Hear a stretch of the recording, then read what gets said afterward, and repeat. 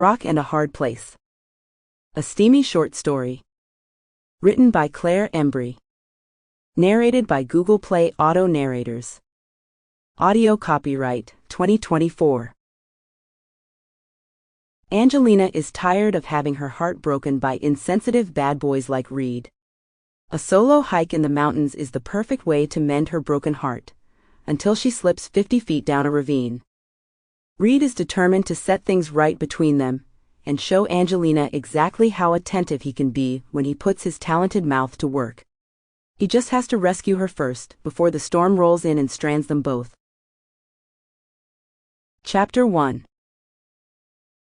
While looking out at the stunning views of Goblin Valley, Angelina Dabrowski slid her pack off her shoulders and set it on the dusty ground. At 7,000 feet elevation, she could see all the way across to the other side of Devil's Ridge. Incubus Peak stood tall to the north, and Demon River flowed through the valley, snaking its way toward Mount Hellion. Diablo Creek trickled behind her, the natural hot springs causing tendrils of steam to rise in the air. The landmarks in August Volcanic National Park were named after sinister things that went bump in the night for good reason. The earth was especially volatile here, where steam vents, fumaroles and mud pots bubbled up to hint at the turmoil lurking beneath the surface. A volcano had been sleeping in the park for centuries, and it wouldn't take much to wake the sleeping beast. Just being here felt like an act of rebellion.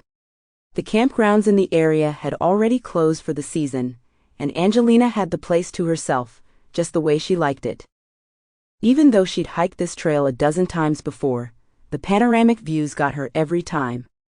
Unfortunately today, she wasn't looking at how the sunlight bounced off the peak, or the vivid greens of the red fir forest, or the varying textures that made up the rocky basin in the distance. She was thinking about a certain green-eyed devil who had single-handedly broken her heart.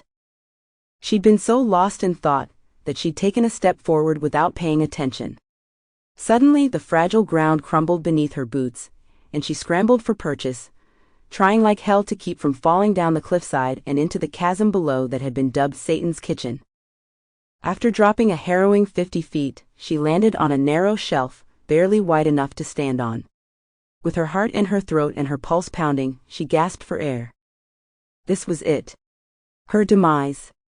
She'd come here to escape the shredded ribbons of her love life, and had walked herself right into the mouth of a monster. The mountain didn't care if she tumbled 1,000 feet to her death. It stood proud and unyielding, and didn't concern itself with frail human life. Letting her guard down had been a rookie mistake. Being up here in the... Sample complete. Ready to continue?